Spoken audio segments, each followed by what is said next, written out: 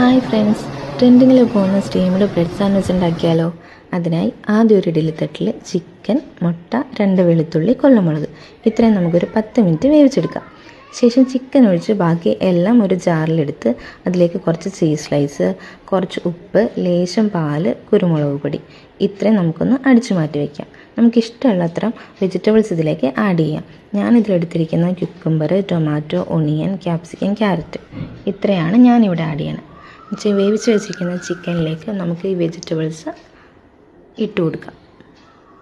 അതിനുശേഷം നമ്മുടെ മിക്സും കൂടെ ഇട്ട് നന്നായിട്ട് യോജിപ്പിച്ച് മാറ്റി വയ്ക്കുക. നന്നായിട്ട് ചൂടായ പാനിലേക്ക് ബട്ടറോ നെയ്യോ എന്തെങ്കിലും ചേർത്ത് നമുക്ക് ബ്രെഡ് ഒന്ന് ടോസ്റ്റ് ചെയ്തെടുക്കാം. അതിലേക്ക് നമ്മുടെ മിക്സും കൂടെ ചേർത്ത്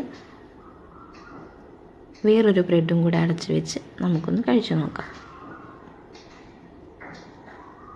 ഓക്കെ, അപ്പം നമ്മുടെ സാൻഡ്വിച്ച് റെഡി ആയിട്ടുണ്ട്. ടേസ്റ്റ് ചെയ്ത് നോക്കാം. ആക്ച്വലി ഞാൻ ബ്രെഡിൻ്റെ ഒരു ഐറ്റംസും കഴിക്കാത്ത ആളാണ്, പക്ഷേ